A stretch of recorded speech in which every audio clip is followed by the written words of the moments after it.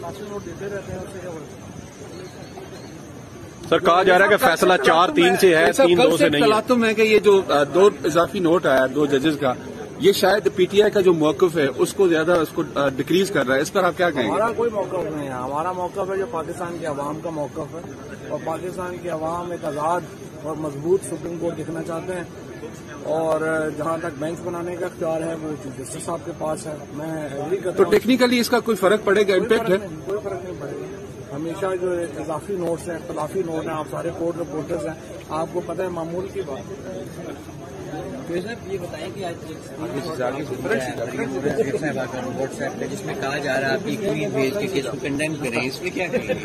मजरते ऐसे कराई जाता है। मरियम औरंगजेब जो है वो बेचारी एक ऐसी खातून जो जिंदगी में काउंसलर का इलेक्शन नहीं लड़ी, उसको इन्होंने अपना तर्जमान लगा दिया, तो यही हाल होना था।